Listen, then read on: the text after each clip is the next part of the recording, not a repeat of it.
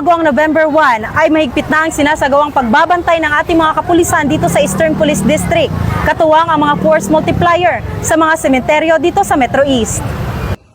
Ngayong October 31, 2025, umaga pa lang ay unti-unti nang dumadagsa ang mga kababayan natin sa mga sementeryo. Kaya naman ang ating mga kapulisan ng Eastern Police District ay nakadeploy na rin sa mga sementeryo upang magbigay ng seguridad at maging maayos ang daloy ng trapiko. May pinagbabawal po ang cemetery na kailangan kumpiskahin na bawal ipasok sa loob. Tulad po ng mga matutulis sa bagay, alak, sigarilyo, vape, at mga pampaingay po, sound system na nakaka-isturbo sa mga nag-visit sa loob.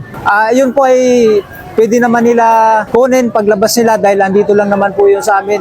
Nilalagbok lang naman namin. Makukuha naman nila pag gusto nila kunin. We guarantee their safety and security. Nakadeploy naman pong sapat na personnel. Nandiyan din po ang ating mga counterparts. Huwag po kayong mag-alala. Ang buong kapulisan po ay nakahanda po upang tugunan ang maayos at ligtas na undas po. Ilan naman sa mga kababayan natin ang natuwa sa pagbabantay ng ating mga kapulisan? Mas magandang 31 pa lang bumisita na kasi maluwag pa kahit pa paano hindi ka masisigipan kung may mga kasama ka mga bata.